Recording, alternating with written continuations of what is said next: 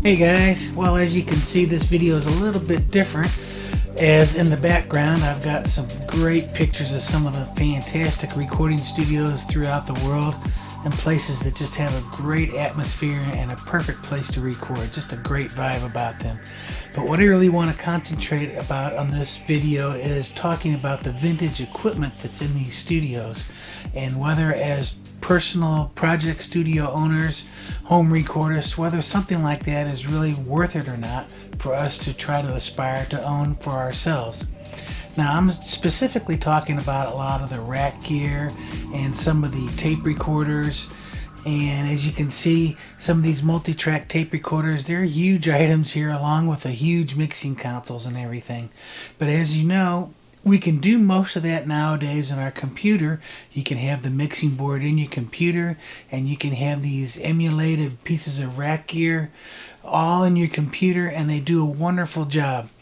Now, if your studio looks like this, then I say go for it, and I think you totally will understand the benefits of owning some of this vintage gear, because when the day is over and everything's all said and done, if you're professional and you really have the ears and the training for understanding and being able to hear the differences between the software version of what I'm talking about and the actual pieces of hardware, then you'll understand that there are some definite reasons why you want to own the hardware versions of the gear.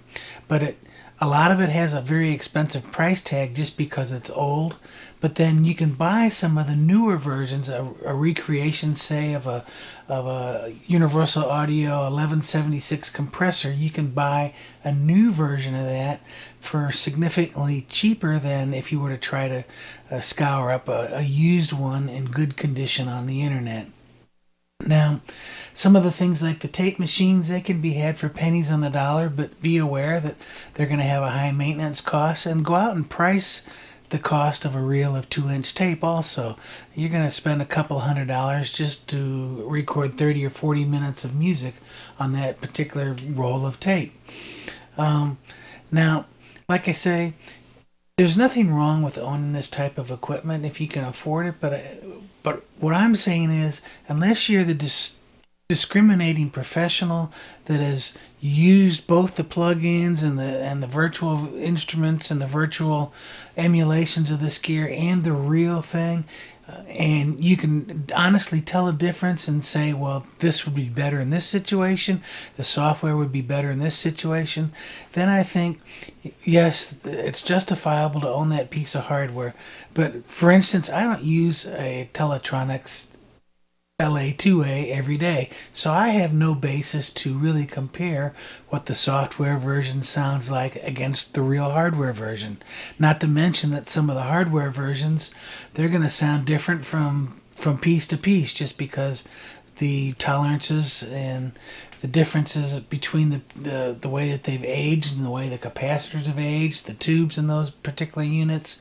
So what I'm saying is, I don't really know exactly what a vintage LA2A really sounds like nowadays in my home studio, because I've never had one.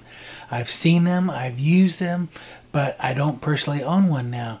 But I can say without a doubt the software versions that I use, Cakewalk has a great version called the CA2A, and it's a fantastic replication of the LA2A. It does a great job, compresses nicely, and is very musical. That's really all I've got to say about this. Like I say, I hope you enjoyed the pictures in the background. They're just royalty-free pictures I got off the internet. I won't dispute that places like that are very important for recording music. They have the best musicians are attracted there usually, and the engineers.